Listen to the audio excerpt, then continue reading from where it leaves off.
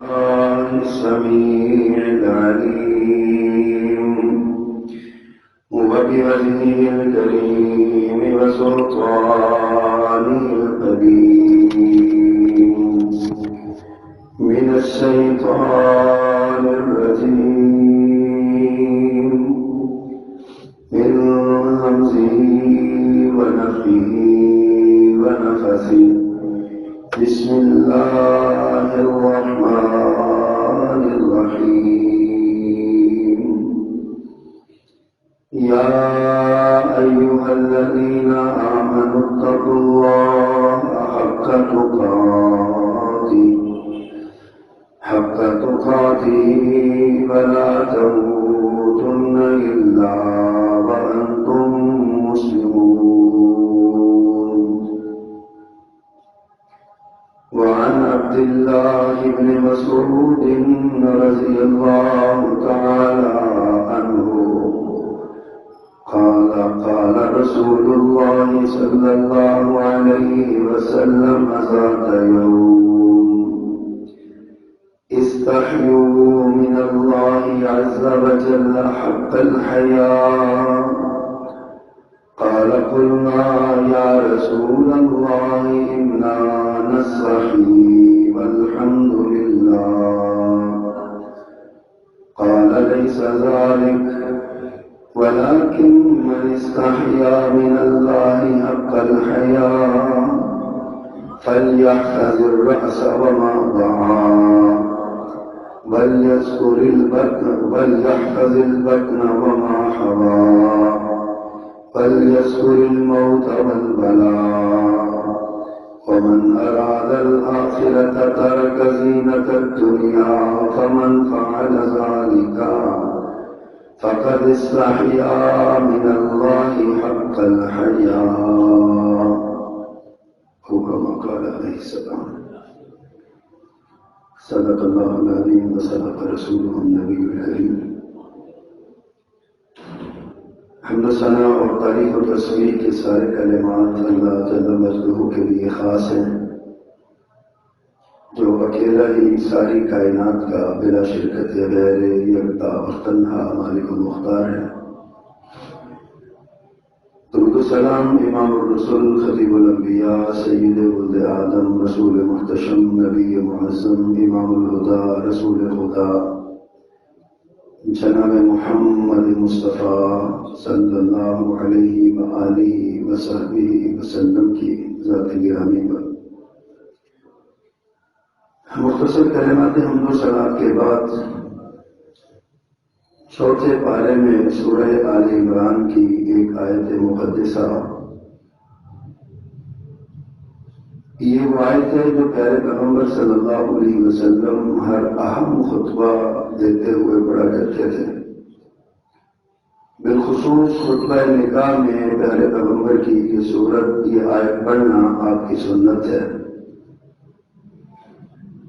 اللہ نے حکم ارشاد فرمایا اہل ایمان کو کہ اے ایمان والو اللہ سے ڈرو جیسے اس سے ڈرنے کا حق ہے، اور تمہیں موت نہ آئے مگر اس حال میں کہ تم مسلمان ہو۔ اللہ سبحانہ و تعالیٰ سے ڈرنا اور ڈرنے کا حق ادا کرنا یہ ایک اہل ایمان ہر مومن کی ذمہ داری ہے۔ ایمانی اور دینی فرائض میں یہ بات شامل ہے کہ بندہ اہل ایمان کا دعویٰ کرنے والا اللہ سے ڈرے۔ اس کا مطلب یہ ہے کہ بندہ کوئی بھی کام کرنے سے پہلے، کوئی بھی عمل کرنے سے پہلے، وہ عبادت ہو، وہ ریاضت ہو، وہ تلاوت ہو، وہ خشیت ہو، وہ دنیا کا کوئی کام ہو، گھر کا کوئی کام ہو، تجارت ہو، معیشت یا معاشرت سے متعلقہ کوئی کام ہو، یعنی انسانی زندگی سے متعلقہ کوئی بھی کام انسان کرنے سے پہلے اس بات کا خیال رکھے کہ یہ کام اللہ کی رضا سے مشروط ہے یا نہیں ہے۔ اس کام سے اللہ ناراض تو نہیں ہو جائے گا۔ دوسرے لفظوں میں ہم یہ کہہ سکتے ہیں کہ انسان کو ہر وقت اپنے آپ کو اللہ کا فرما بردار رکھنا چاہیے، کیونکہ اللہ نے فرمایا وَلَا تَمُوتُنَّ إِلَّا وَأَنتُم مُسْلِمُونَ۔ تمہیں جب بھی موت آئے اس حال میں آئے کہ تم اللہ کے فرما بردار ہو۔ تو موت کا تو پتہ نہیں ہے کب آنی ہے، آنی ہے یہ یقین ہے، کب آنی ہے کسی کو نہیں پتا۔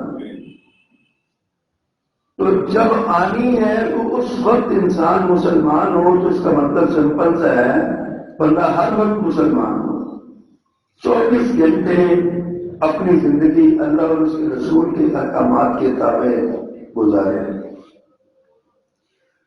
حضرت آج ہم جس دنیا میں جی رہے ہیں، جس ماحول میں زندہ ہیں، ہمیں بحیثیت انسان کے جو بہت بڑے چیلنجز درپیش ہیں،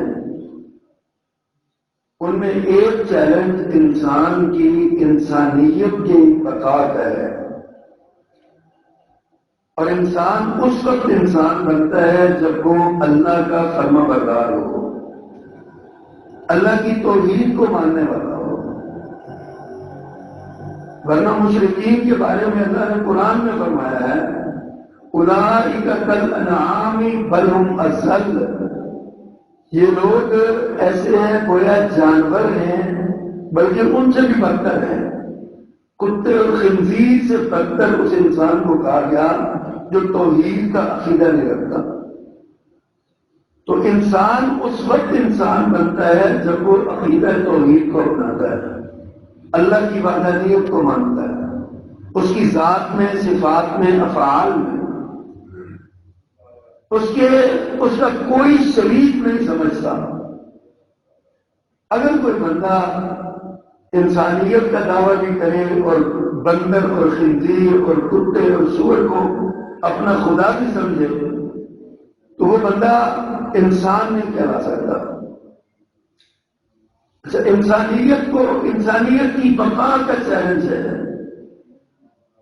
اور انسان جو انسان ہے اس کو بڑا چیلنج جو ہے وہ ایمان کی بچاؤ کا چیلنج ہے۔ عالم کفر ہمارے ایمان کو چھیننا چاہتا ہے، ہمیں مسلمان نہیں رہنے دینا چاہتا۔ قرآن مجید میں اللہ نے فرمایا وَلَن تَرْضَىٰ عَنكَ الْيَهُودُ وَلَا النَّصَارَىٰ حَتَّىٰ تَتَّبِعَ مِلَّتَهُمْ، یہود و نصارہ تم سے ہرگز راضی نہیں ہو سکتے جب تک کہ تم ان کے دین کی پیروی نہ کرو۔ ایک بندہ یہودی تو اس پر بھی راضی نہیں ہے، بندہ یہودی ہو جائے نا، ایک مسلمان ہے وہ مرتد ہو کہ میں یہودی ہوں، یہودیت اس کو قبول نہیں کرتی۔ یہودیت ایک نسلی مذہب ہے۔ یہودیت کا عقیدہ ہے کہ جس کی ماں یہودن ہے اس کا بیٹا اس کے بدن سے جنم لینے والا صرف وہ یہودی ہو سکتا ہے اور وہ یہودی نہیں ہے، تو کسی کو یہودی نہیں مانتے۔ ہم تم تو تمہارا ایمان چھین گے، نہ تمہیں یہودی رہنے دینا چاہتے ہیں نہ تمہیں مسلمان رہنے دینا چاہتے ہیں۔ اور ایمان انسان کا سب سے زیادہ ایمان ضائع اس وقت ہوتا ہے جب انسان کے اندر حیا ختم ہو جائے، شرم ختم ہو جائے۔ حضرت عبداللہ بن مسعود رضی اللہ تعالیٰ کی جو روایت، جو حدیث میں نے آپ کے سامنے پڑھی ہے، پیارے پیغمبر صلی اللہ علیہ وسلم نے یہ ارشاد فرمایا، عبداللہ بن مسعود فرماتے ہیں رضی اللہ تعالیٰ عنہ کہ ایک دن اللہ کے رسول صلی اللہ علیہ وسلم نے ارشاد فرمایا استحیوا من اللہ عز وجل حق الحیاء، اللہ سے ایسے حیا کرو جیسے حیا کا حق ہے۔ وہاں فرمایا اتقوا اللہ یا ایھا الذین آمنوا اتقوا اللہ حق تقاتہ، ایمان والو اللہ سے ایسے ڈرو جیسے ڈرنے کا حق ہے۔ ادھر پہلے پیغمبر نے فرمایا استحیوا من اللہ عز وجل حق الحیاء، اللہ سے ایسے شرم کرو، اللہ سے ایسے حیا کرو، اللہ کی ذات سے تمہیں اتنی شرم آئے جیسے اس سے شرم کرنے کا حق ہے۔ اب صحابہ کرام اس کو عام سا معنی میں سمجھے، عرض کرنے لگے قلنا یا رسول اللہ، عبداللہ بن مسعود فرماتے ہیں ہم نے کہا اللہ کے رسول انا نستحی والحمد للہ، اللہ کا شکر ہے ہم اللہ سے حیا کرتے ہیں، اللہ کی حیا ہمارے دل میں ہے، ہم اللہ کی توحید کو مانتے ہیں، اللہ کے ساتھ کسی کو شریک نہیں کرتے، نستعین الحمدللہ۔ اللہ کے پیغمبر ہم اللہ کی حیا کرتے ہیں، ہمیں اللہ سے حیا ہے۔ لیکن پہلے پیغمبر صلی اللہ علیہ وسلم نے کیا ارشاد فرمایا؟ آپ نے حیا کی تعریف بیان فرمائی، آپ نے فرمایا لیس ذالک، جو تم سمجھے ہو وہ نہیں، جو چیز جو حیا تم سمجھے ہو وہ نہیں، بلکہ من استحیا من اللہ حق الحیا، لیکن وہ شخص جو اللہ سے ایسی حیا کرے جیسی حیا کا حق ہے، وہ کون ہے؟ اس کے اندر 3 صفتیں ہونی چاہیے۔ پیارے پیغمبر صلی اللہ علیہ وسلم نے ارشاد فرمایا فَلْيَحْفَظِ الرَّأْسَ كَمَا وَعَى، فرمایا اپنے سر کی حفاظت کرے اور سر سے متعلقہ تمام کاموں کی حفاظت کرے۔ بہت جامع لفظ بولا پیارے پیغمبر صلی اللہ علیہ وسلم، سر کی حفاظت کرے۔ سر کی حفاظت یہ ہے کہ غیر اللہ کے سامنے اس کو جھکنے نہ دے، وہ غیر اللہ قبر ہو، وہ غیر اللہ شجر ہو، وہ غیر اللہ حجر ہو، وہ غیر اللہ کوئی ظالم جابر حکمران ہو، وہ غیر اللہ کو اپنا محبوب ہو، کوئی بھی ہو جو غیر اللہ ہے، سر اس کے سامنے نہیں ہونا چاہیے۔ اللہ سے حیا کا پہلا تقاضا یہ ہے کہ اللہ کے سامنے سر جھکے، اللہ کے سوا کسی کے سامنے سر نہ جھکے۔ کچھ لوگ اپنے پیاروں کو، اپنے محبوب کو، وہ لیڈر ہے، وہ پیر ہے، وہ امام ہے، وہ عالم ہے، وہ ماں باپ ہے، یا جو کو اپنے خاندان کا بڑا ہے، دادا ہے، بڑا نیک بندہ ہے، کچھ نیکوں کو اس کے سامنے سر جھکاتے ہیں، رکوع کی حالت میں، سجدے کی حالت میں جاتے ہیں، جبکہ اللہ کے رسول صلی اللہ علیہ وسلم نے تعظیم کے لیے کسی کے سامنے کھڑا ہونے سے بھی منع کیا کہ اس کی تم اکرام کے لیے ہاتھ باندھ کے اس کے سامنے کھڑے ہو جاؤ، فرمایا وہ بندہ اپنے آپ کو جہنم کے لیے تیار کر لے۔ جو یہ پسند کرتا ہے کہ لوگ میرے سامنے ہاتھ باندھ کے سادہ کھڑے ہو جائیں، سیدھے کھڑے ہو جائیں، سیدھا کھڑے ہونا بھی صرف اللہ کا حق ہے۔ صحابہ اکرام نے پہلے پیغمبر سے سوال کیا تھا ہمیں اجازت دیجیے ہم آپ کو سجدہ کریں۔ ہم نے دیکھا ہے ہم عجم میں جاتے ہیں، عجم کے بادشاہ جو ہے وہ اپنے آپ کو سجدہ کرواتے ہیں، ہمیں اجازت دیجیے ہم سجدہ کریں۔ آپ نے فرمایا میں اجازت نہیں دیتا، اگر اللہ کے سوا کسی کو سجدہ جائز ہوتا تو میں بیوی کو حکم دیتا اپنے شوہر کو سجدہ کرتی۔ آپ نے اپنی ذات کو بھی سجدہ نہیں کرنے کی اجازت دی، آپ نے اپنے سامنے کسی کو کھڑا نہیں کیا ہاتھ باندھ کے سادہ کر کے، آپ نے منع کر دیا اس بات سے۔ ہاں آپ کسی کو عزت دینا چاہتے ہیں، کوئی آپ کا استاد آیا، کوئی بڑا آیا، کوئی امام آیا، آپ ایک قدم آگے جا کے اس کو گلے میں معانقہ کریں، یہ میرے پیغمبر صلی اللہ علیہ وسلم کی سنت ہے۔ فرمایا اپنے بڑوں کی عزت کیا کرو۔ ایک حدیث میں یہ بھی البرکۃ مع اکابرکم، تمہارے بڑوں کے ساتھ تمہاری برکتیں ہیں، تمہارے گھر کی برکتیں، تمہاری دکان کی برکتیں، تمہارے کاروبار کی برکتیں تمہارے بڑوں کے ساتھ ہیں۔ لیکن بڑوں کے سامنے استادہ نہیں کھڑے ہونا، یہ اللہ کا حق ہے۔ فَلْيَحْفَظِ الرَّأْسَ، آپ نے فرمایا اللہ سے شرم وہ کرتا ہے جو اپنے سر کی حفاظت کرتا ہے۔ سر اللہ کے سامنے جھکنے نہیں دیتا، گردن کٹا لیتا ہے، سر کٹا لیتا ہے، لیکن اللہ کے سوا کسی کے سامنے جھکاتا نہیں۔ وما وہاں فرمایا اور سر کے متعلقہ جتنی چیزیں ہیں ان کی بھی حفاظت کرتا ہے۔ سر کے متعلقہ چیزیں کیا ہیں؟ خیالات و افکار، دماغ سر میں ہے نا، اور یہ خیالات کی آماج کا ہے، خیالات و افکار کو بھی اس میں بھی اللہ کے ساتھ کسی کو شریک نہیں کرتا۔ اللہ کا حیا اتنا ہے اللہ کی ذات کے سوا کسی کو آنے ہی نہیں دیتا اپنے دل و دماغ میں، یہ اللہ سے حیا کرنے والا ہے۔ جو کام اللہ نے کرنے کا حکم دیا وہ کرتا ہے، جس سے کرنے سے منع کیا وہ رک جاتا ہے، یہی معنی ہے اتقوا اللہ حق تقاتہ، اللہ سے ڈرو جیسے ڈرنے کا حق ہے، یہی معنی ہے اس کا۔ پھر آپ نے فرمایا فَلْيَحْفَظِ الْبَطْنَ وَمَا حَوَىٰ، دوسرا کام وہ یہ کرتا ہے کہ اپنے پیٹ اور اس کے متعلقہ چیزوں کی حفاظت کرتا ہے۔ اب پیٹ کا کیا ہے؟ حرام اس کے اندر بھی جانے دیتا ہوں، اور حرام سے حلال سے متعلقہ جتنی چیزیں ہیں نا ان معاملے میں اللہ کی شرم کرتا ہے۔ کوئی بھی لقمہ اپنے منہ میں ڈالنے سے پہلے دیکھتا ہے یہ چیز بجنس ہی اور بنفس ہی حرام تو نہیں ہے، اور یہ حرام ذریعے سے تو میرے پاس نہیں آئی ہے۔ حضرت ابوبکر صدیق رضی اللہ تعالیٰ کے غلام تھا، جب وہ کافر تھا، مسلمان نہیں ہوا تھا ابھی، تو وہ کہانت کا کام کرتا تھا، نجومی کونے کا کام کرتا تھا، کاہن تھا۔ اس نے کسی کو تکا لگایا تھا کسی بات کا، پھر وہ مسلمان ہو گیا، وہ تکا اس کا لگ گیا، اور وہ اس کو انہوں نے کچھ چیزیں دی کھانے پینے کو، تو وہ لے کے جناب صدیق اکبر کے پاس آیا، اور ابوبکر صدیق کو بھی کھانے کو دی۔ حضرت ابوبکر صدیق صلی اللہ علیہ وسلم، میرا غلام نے مزدوری کر کے آیا، اس مزدوری میں نے مجھے دیا، میرے لیے حلال ہے۔ انہوں نے وہ چیز پکڑ کے منہ میں ڈال لی، کھانے لگے۔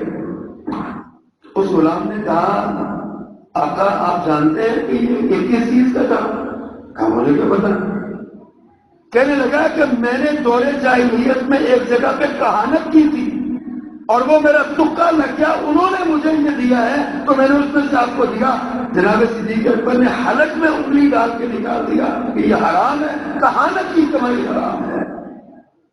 صرف یہ نہیں ہے کہ آپ نے مرغی کھانی ہے، مرغی حلال ہے، مرغی کے آنے کا ذریعہ بھی دیکھنا ہے، وہ حلال ہے یا حرام ہے۔ یہ ہے فَلْيَحْفَظِ الْبَطْنَ وَمَا طَعَمَهُ، جو پیٹ اور اس کے متعلقہ چیزیں اس کی بھی حفاظت کرتا ہے، وہ اللہ سے شرم کرتا ہے۔ شراب حرام ہے، اب بندہ شراب نہ پیے، صرف یہ سوچ کے کہ اللہ نے حرام کیا، یہ اللہ کی شرم ہے، اللہ کی حیا کرتے ہوئے۔ اور تیسری بات آپ نے ساتھ فرمائی وَلْيَذْكُرِ الْمَوْتَ وَالْبَلَاءَ، موت اور موت کے بعد کے جو حالات آزمائشیں ہیں وہ ان کو یاد رکھتا ہے۔ نبی مکرم صلی اللہ علیہ وسلم سے پوچھا گیا، آپ نے پوچھا جانتے ہو عقل مند کون ہے؟ من اقیس الناس، عقل مند کون ہے؟ صحابہ کرام نے کہا نہیں پتا۔ فرمایا الکیس من دان نفسہ وعمل لما بعد الموت، عقل مند بندہ وہ ہے جو اپنی حقیقت کو پہچانتا ہے، اپنے نفس کو جانتا ہے اور مرنے کے بعد کے لیے عمل کرتا ہے، وہ عقل مند ہے۔ تو فرمایا سیانہ اللہ سے شرم کرنے والا وہ ہے جو موت کو اور موت کے بعد کے حالات کو یاد کرتا ہے۔ ہم نے کبھی غور کیا ہم قبر میں لٹا دیے جائیں گے، ہمارا کفن گل جائے گا، ہمارے جسم کو کیڑے کھا جائیں گے، یہ اتنا خوبصورت کبھی ہم نے جھان کے دیکھا قبر میں جا کے؟ ہم نے اپنے باپ کو دفنایا، اپنی ماں کو بھی دفنایا، اپنے بھائی کو، بہن کو، اپنے عزیز و اقارب کو، بڑے لاڈلے دوستوں کو ہم نے قبر میں اتارا، مٹی ڈالی، مٹی ڈالنے کے بعد ہم واپس آ گئے، دوبارہ کسی نے جھان کے دیکھا اس کی میت کے ساتھ کیا ہو رہا ہے؟ اس کی میت کیسے مٹی میں مٹی بن رہی ہے؟ کبھی تنہائی میں بیٹھ کے یہ بھی سوچا کریں ہمارا یہ جو وجود ہے نا اتنا خوبصورت وجود ہے جس کو ہم بہترین لباس سے مزین کرتے ہیں، بہترین خوشبوئیں لگاتے ہیں، بہترین تیل لگا کے اپنے آپ کو خوبصورت بنانے کی کوشش کرتے ہیں۔ اللہ نے ہمیں بہترین بنایا، خوبصورت بنایا، ہم مزید اس میں حسن کو چار چاند لگاتے ہیں۔ اس جسم کے ساتھ قبر کے اندر کیا ہونا ہے اس کو کبھی سوچا کریں۔ آپ نے فرمایا اللہ سے حیا وہی کر سکتا ہے جو اپنی موت اور موت کے بعد کے آزمائشوں اور معاملات کو یاد رکھے، اللہ سے حیا کرے۔ اور قربان جاؤں اللہ خود بڑی حیا والا ہے۔ پیارے پیغمبر صلی اللہ علیہ وسلم نے فرمایا اللہ کا ایک صفاتی نام، اللہ سبحانہ و تعالیٰ کا ایک نام الحیم یہ ہے۔ حدیث میں آتا ہے نا ان اللہ حی کریم، اللہ عزت والا اور شرم رکھنے والا ہے، اس کا مطلب بہت زیادہ حیا کرنے والا ہے۔ اور اللہ کا ایک صفاتی نام الستیر ہے، ستار بھی ہے، ستیر بہت زیادہ پردہ پوشی کرنے والا، ہمارے یہاں چھپانے والا، اللہ کا ایک صفاتی نام ہے۔ اب حلیم اللہ بہت، اللہ ہماری کتنی حیا رکھتا ہے۔ اللہ حدیث قدسی اللہ فرماتے ہیں میرا بندہ جب میرے سامنے ہاتھ اٹھاتا ہے نا تو مجھے شرم آتی ہے کہ میں اس کو خالی کرتا ہوں۔ اللہ ہماری اتنی حیا کرتا ہے ہمارے اٹھے ہاتھوں کی لاج رکھتا ہے، ہماری پھیلی جولی اور ہمارے پھیلے دامن کی شرم رکھتا ہے۔ اللہ کا پیغام ہے کہ بندہ میرے سامنے ہاتھ پھیلائے اور میں اس کو خالی لوٹا دوں، لوگ کیا کہیں گے کہ شہنشاہ ارض و سما کے دروازے بھی خالی آ گیا۔ اللہ اپنے بندے کا اتنا حیا کرتا ہے، بندہ اللہ کا کتنا حیا کرتا ہے۔ اپنے سر کو کسی قبر پہ جھکاتے ہوئے حیا نہیں آتی، اپنے دماغ میں غیر اللہ کو بساتے ہوئے کبھی حیا نہیں آتی، اپنے ہاتھ کو حرام سے آلودہ کرتے ہوئے اللہ کی حیا نہیں آتی، اپنے پیٹ میں حرام کا لقمہ رکھتے ہوئے اللہ کی حیا نہیں آتی۔ موت کو یاد نہیں کرتا، قبر کو یاد نہیں کرتا، اسے اللہ کی حیا نہیں آتی کہ اللہ کے سامنے پیش ہونا ہے۔ بندے کو سوچنا چاہیے، غور کرنا چاہیے۔ اللہ اکبر۔ میرے آقا نے ارشاد فرمایا الحیاء لا یأتی الا بخیر، ایک اور حدیث میں الحیاء خیر، الحیاء خیر کلہ، حیا سراپا خیر ہے، سرچشمہ خیر ہے، حیا سے خیر ملتی ہے، لا یأتی الا بخیر۔ جب حیا آتی ہے تو خیر کے سوا کچھ نہیں آتا، حیا میں خیر ہے۔ نبی مکرم صلی اللہ علیہ وسلم کا فرمان، اور آپ نے اس کی تاکید اتنی فرمائی، فَإِنَّ لِكُلِّ دِينٍ خُلُقًا وَخُلُقُ الْإِسْلَامِ الْحَيَاءُ، ہر دین کی ایک عادت اور علامت ہے، ہر دین کے لیے ایک علامت مقرر، ایک عادت ہے اس کی، لوگ دیکھ کے جان جاتے ہیں کہ یہ عادت جو ہے فلاں دین والے کی ہے، فلاں دین کی ہے۔ میرے آقا نے ساتھ فرمایا وَخُلُقُ الْإِسْلَامِ الْحَيَاءُ، اسلام کی عادت اور علامت حیا ہے، جو حیا والا ہے وہ مسلمان ہے۔ حضرت عمر رضی اللہ تعالیٰ عنہ کی روایت ہے، میرے آقا نے ارشاد فرمایا ان الحیا والایمان قرناء جمیعا اذا رفع احدهما رفع الاخر، حیا اور ایمان اکٹھے ہوتے ہیں، اکٹھے ہوتے ہیں۔ حیا نکل جائے تو ایمان نہیں رہتا، ایمان نکل جائے تو حیا نہیں رہتی۔ حیا ایمان اور حیا اکٹھے ہیں۔ ایک مومن آدمی، ایک مومن نوجوان، وہ تو حیا کا پہلے ہوتا ہے، اس کا سارا وجود حیا سے بھرا ہوتا ہے، اس کی نگاہوں میں حیا ہوتی ہے، اس کی زبان میں حیا ہوتی ہے، اس کے کان میں حیا ہوتی ہے، اس کے ہاتھ میں حیا ہوتی ہے، اس کے دل میں حیا ہوتی ہے، اس کے وجود میں حیا ہوتی ہے، اس کی شرمگاہ میں حیا ہوتی ہے، اس کے دماغ میں حیا ہوتی ہے، اس کے پاؤں میں حیا ہوتی ہے۔ جو مومن ہوتا ہے وہ سراپا حیا ہوتا ہے۔ حیا اللہ اکبر کبیرہ۔ پیارے پیغمبر صلی اللہ علیہ وسلم نے ایمان کے 60 حصے، 60 قسمیں ہیں، شعبے ہیں۔ ایک دوسری روایت میں 70 کا بھی آتا ہے، 70 شعبے ہیں، 70 شاخیں ہیں ایمان کی۔ فرمایا الحیاء شعبۃ من الایمان، حیا بھی ایمان کا ایک حصہ ہے، ایمان کا شعبہ، ایمان کی شاخ ہے حیا۔ ایسے نہیں کفار مسلمانوں سے حیا سیکھ لے، وہ اپنی عورتوں کو ننگا کر کے مسلمانوں کے سامنے کھڑا کر رہے ہیں، بے پردہ کر کے مسلمان بچیوں کو بے پردگی کی ترغیب دے رہے ہیں، صرف اس لیے کہ ان کے دلوں سے، ان کے ذہنوں سے، ان کی فکروں سے، ان کے قلوب و اذہان سے حیا نکل جائے۔ اور نبی مکرم صلی اللہ علیہ وسلم کا فرمان ہے سابقہ انبیاء کے جو کلام ہے نا، ان میں ایک کلمہ جو سب میں مشترک ہے، ہر نبی کے کلام میں یہ بات ملتی ہے، وہ کیا ہے؟ اذا لم تستحی فاصنع ما شئت، پر میں جب حیا مر جائے تو جو نہیں چاہتا کرو۔ یہ سارے انبیاء کا مشترکہ یہ کلام ہے، تمام انبیاء کی تعلیمات کے مشترکہ نکات میں سے ایک نقطہ یہ ہے اذا لم تستحی فاصنع ما شئت، جب حیا مر جائے تو جو نہیں چاہتا کرو، کوئی پوچھنے والا نہیں۔ اللہ اکبر کبیرہ۔ اور ایک اور حدیث میں آتا ہے اللہ جب کسی بندے کو ہلاک کرنا چاہتا ہے جب اللہ کسی کو برباد کرنا چاہتا ہے تو اللہ سے حیا چھین لیتا ہے. جب اللہ کسی کو ہلاک کرنا چاہتا ہے ایمان کے اعتبار سے، معاشرے کی عزت کے اعتبار سے، یا کسی بھی حوالے سے اللہ جب کسی کو ہلاک کرنا چاہتا ہے تو سب سے پہلے اس کی حیا ختم ہوتی ہے، حیا اللہ چھین لیتے ہیں. فرمایا جب حیا چھن جاتی ہے نا اللہ اکبر، تو لوگوں کی نظر میں وہ بغیض اور مبغوض ہو جاتا ہے. بغیض کہتے ہیں ہر ایک کے بارے میں دل میں بغض رکھنے والا، اور مبغوض ہوتا ہے جو لوگوں کی نظر میں بھی یہ ہوتا ہے، لوگ بھی اسے کہتے ہیں یہ بڑا گندا ہے، بغض والا ہے. فرمایا جب وہ بغیض اور مبغوض بن جاتا ہے تو اس میں سے امانت نکل جاتی ہے. جب امانت نکل جاتی ہے تو لوگوں کی نظر میں وہ خائن ہو جاتا ہے. جب وہ خائن اور بددیانت ہوتا ہے پھر اس کی وجہ سے اس سے رحم نکل جاتا ہے، اور جب رحم نکل جاتا ہے تو وہ لائن اور ملعون بن جاتا ہے. لوگوں میں لعنتیں کرتا ہے اور خود لوگ اس پر لعنتیں کرتے ہیں.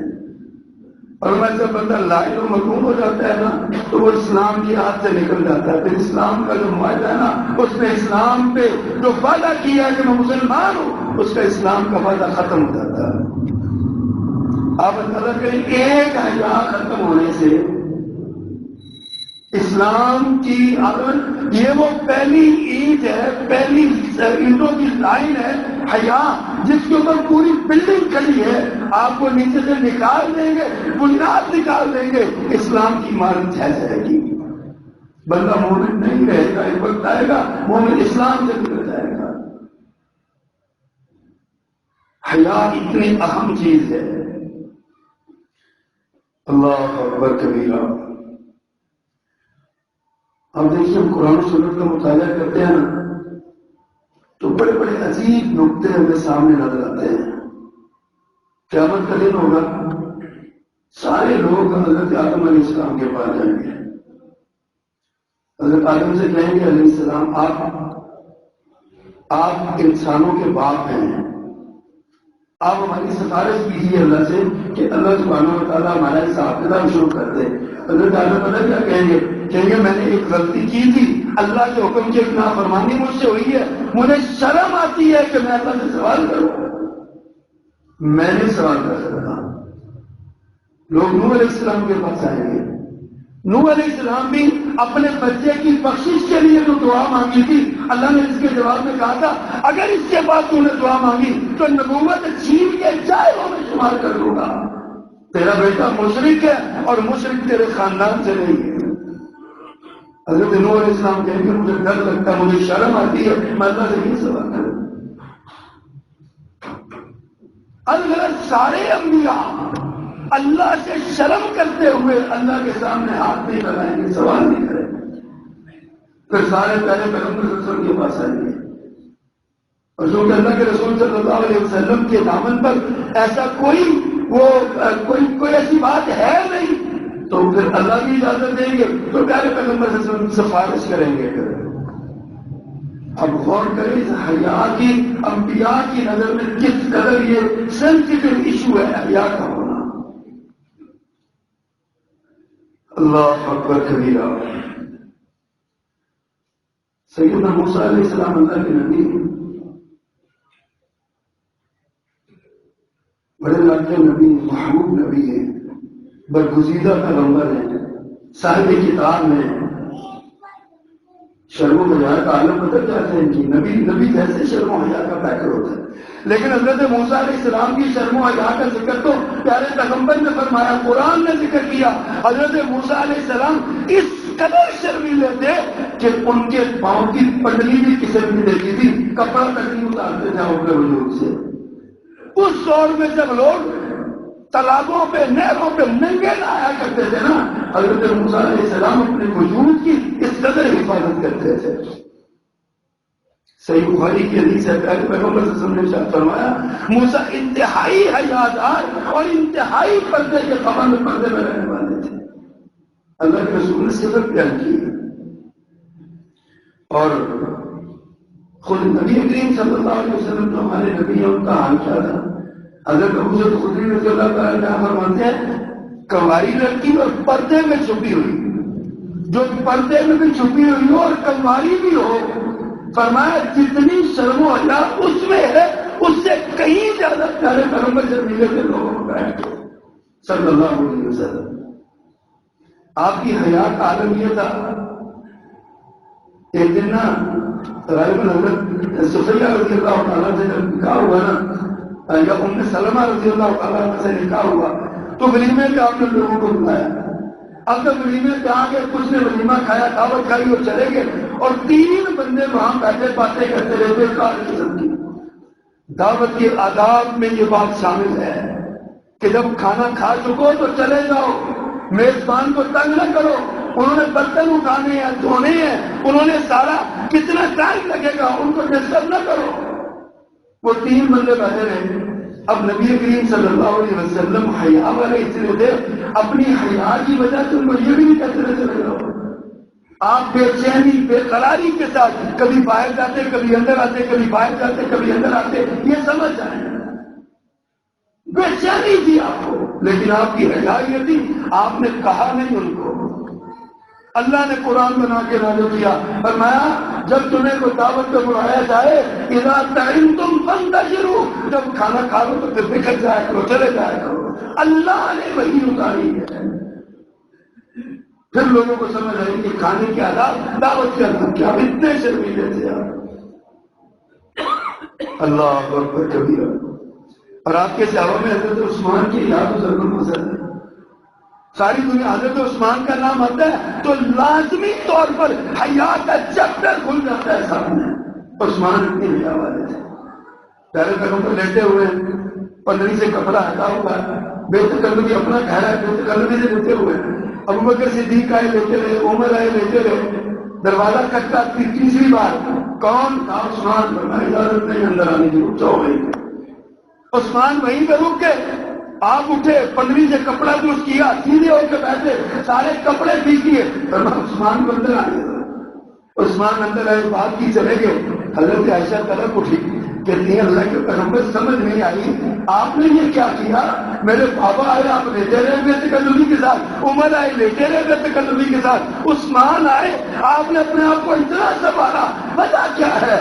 میرے پیغمبر نے اپنی زبان سے موٹی وغیرہ فرمایا کیا میں اس سے حیا نہ کروں جس سے آسمان کے فرشتے حیا کرتے ہیں؟ میں اس سے حیا نہ کروں؟ حضرت عثمان کی حیا دیکھیے کتنی۔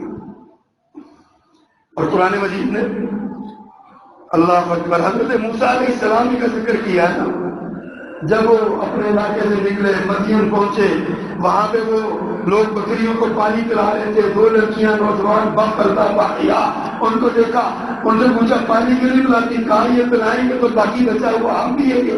حضرت موسیٰ نے ان کو شرم دلائی، اور تمہیں شرم آنی چاہیے، نوجوان بچیاں پیچھے کھڑی ہیں۔ انہوں نے کہا یہ بوکا بڑا بھائی ہے، 40 بندے مل کے نکالتے ہیں، اگر تم نکال سکتے ہو تو نکال کے پلا دو۔ حضرت موسیٰ علیہ السلام نے بوکا نکالا، پانی پلایا، بچیاں گھر گئی۔ باپ پریشان ہو گیا، صاحب قدیت جو ہے پریشان ہو گئے۔ انہوں نے کہا اس سے پہلے آپ جلدی نہیں آتی تھی، آج کیا وجہ بنی؟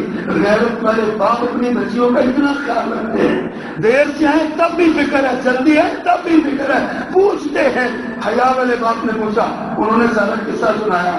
ایک بچی جو نا وہ کہنے لگی بابا بڑی شرم و حیا والا بندہ ہے وہ، آپ ایسا کریں اس کو اپنے گھر میں روزہ رکھ لیں، کوئی بھی مسافر لگتا ہے تھکا آ رہا ہے، پناہ اس کو بھی چاہیے، آپ اس کو فرمایا جاؤ لے کے آؤ جائے۔ ایک بیٹی لے کے گئی۔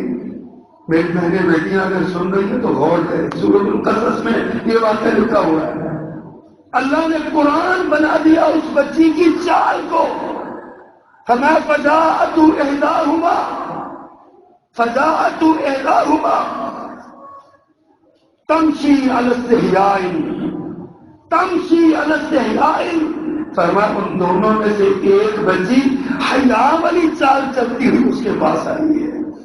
اللہ نے اس بچی کی چال کو قرآن بنا دیا ہے کہ حیا سے چلتی ہوئی آئی تھی۔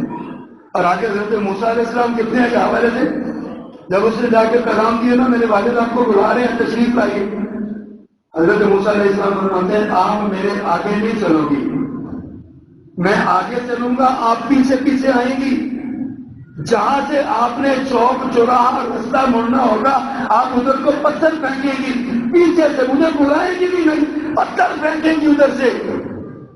اس حیا والی چال سے چلتے ہوئے یہ دونوں نوجوان اس بچی کے والد کے پاس آتے ہیں۔ انبیاء کی صفت ہے حیا۔ حضرت یوسف علیہ السلام کا قصہ کس نے بھی پڑھا؟ اللہ اکبر، کہاں سے چلے کیسے چلے، بڑا طویل قصہ ہے۔ کیسے پہنچے؟ جیل میں چلے گئے۔ جیل میں جانے سے پہلے اور جو امراۃ العزیز نے جو کیا، عزیز مصر کی بیوی نے جو کیا، آپ نے وہ بھی علماء سے سنا ہے، جو بات میں آپ کے سامنے رکھنا چاہتا ہوں اس پر غور کیجیے۔ پہلے اس نے دکھایا، حضرت یوسف علیہ السلام بچ گئے، اللہ نے ان کو بچا لیا۔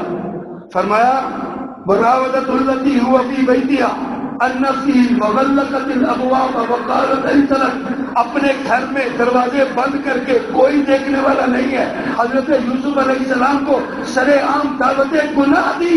حضرت یوسف علیہ السلام نے کیا کہا؟ قال معاذ اللہ، یہ حیا ہوتی ہے۔ کہا میں تو اللہ کی پناہ مانگتا ہوں اس گندے کام سے، میں یہ حرکت نہیں کر سکتا۔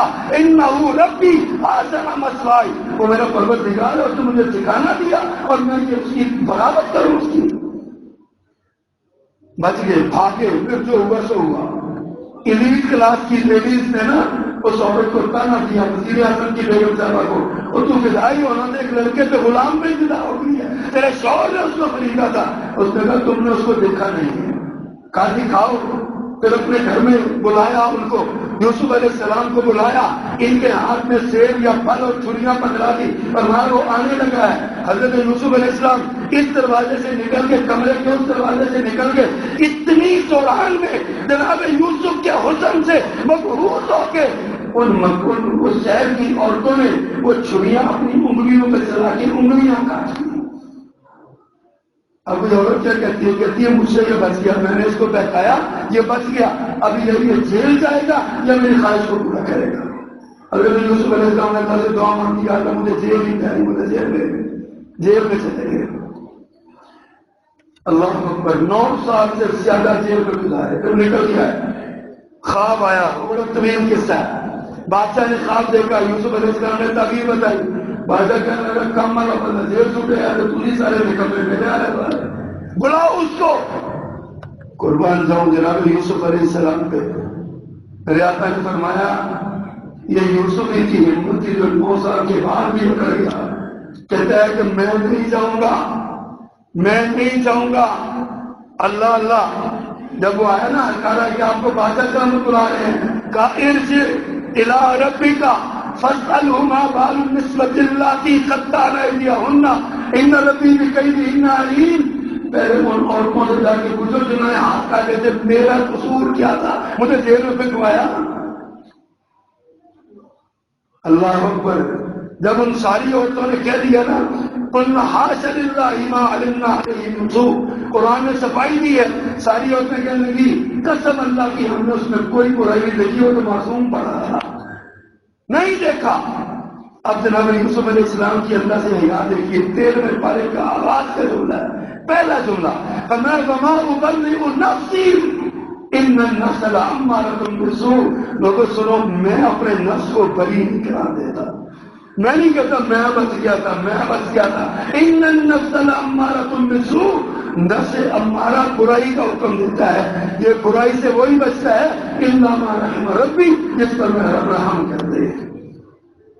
یہ ہوتی ہے حیا، یہ ہوتی ہے شرم۔ حضرات، وہ ایک مرگی کی مریضہ صحابیہ تھی نا، اس نے بھی اپنا آپ پیش کیا، اللہ کے رسول میں بیمار ہوں، مرگی کا دورہ پڑتا ہے، گر جاتی ہوں، دعا فرما دیں۔ میرے آقا نے فرمایا چاہو تو صحت کی دعا کر دیتا ہوں، چاہو تو اس بیماری پہ صبر کر لو، جنت مل جائے گی۔ اور نے کہا جی جنت ہی چاہیے، بیماری نہیں چاہیے، جنت ہی چاہیے، شفا کیا کرنی ہے ضروری۔ لیکن اللہ کے رسول ایک بات ہے، مجھے جب مرگی کا دورہ پڑتا ہے نا، میں گر جاتی ہوں، میرا پردہ اتر جاتا ہے، اللہ سے یہ دعا کر دے جب میں گروں تو میرا پردہ نہ اترا ہے۔ بہنوں بیٹیوں ماؤں غور کرو اس بات میں، ہم تو جان بوجھ کے اپنا پردہ گرا گرا کے بازاروں میں جاتی ہیں، جان بوجھ کے پردہ گرا گرا کے شادی بیاہوں میں تقریبات میں غیر معلوموں سے مخلوط اجتماعات میں ہم جاتی ہیں۔ اس نے دعا کروائی، اللہ کے رسول یہ دعا کر دیں میرا پردہ رہ جایا کرے۔ شادی کے مرنے پر ہم نے کئی سال اس کو دیکھا، مدینے کی گلیوں میں بے ہوش ہو کے گر جاتی تھی، بے ہوش رہتی تھی، چہرہ تو چہرہ، کبھی اس کے بال بھی نہیں گرے۔ حضرات حیا بہت بڑی نعمت ہے، حیا سے اللہ اکبر، حیا سے انسان کو اللہ کا قرب ملتا ہے، لوگوں میں عزت ملتی ہے، وقار ملتا ہے۔ آج ہماری نوجوان نسل سے حیا چھینی جا رہی ہے، ان کی نگاہوں کو بے پرد کیا جا رہا ہے، ان کے دماغوں کو ان کو نیکڈ نیوز اور نیکڈ پکچر دکھا کے ان کی حیا کو ختم کیا جا رہا ہے۔ آج ہمارے اس معاشرے میں نیوڈزم ایک تہذیب بنتی چلی جا رہی ہے، آج ہمارے معاشرے کو تباہی اور بربادی کے دانے میں پہنچایا جا رہا ہے، صرف اس لیے، اس طریقے سے کہ ہمارے نوجوان اللہ کے دین کی طرف ناز ہیں، اللہ کے دین کی طرف ہوا کیا جو حیا والا ہوتا ہے۔ نوجوانوں اور مخلوط کالجوں میں پڑھتے ہو، مخلوط اداروں میں پڑھتے ہو، کبھی یوسف علیہ السلام کا قصہ بھی یاد کیا کرے، کبھی حضرت مریم کی کہانی بھی یاد کیا کرے، کبھی اس بیمار صحابیہ کا تذکرہ ہی پڑھا کرے، کبھی یوسف علیہ السلام اور کبھی موسیٰ علیہ السلام کا قصہ بھی دیکھا کرے، اور کچھ نہیں دیکھتے تو کبھی میرے پیغمبر صلی اللہ علیہ وسلم کی سیرت کو ہی دیکھ لیا کرے۔ آپ کتنے حیا والے ہیں؟ حیا مسلمان کا زیور ہے، حیا اپنائیے، گفتگو میں حیا، نظر میں حیا، کام میں حیا، بولنے میں حیا، پکڑنے میں حیا، چلنے میں حیا، دل میں حیا، اور سارے معاشرے میں حیا۔ حیا کو اپنا لے، ہمارا معاشرہ جنت نظیر معاشرہ بن جائے گا۔ اللہ ہمیں کرنے کی توفیق فرمائے۔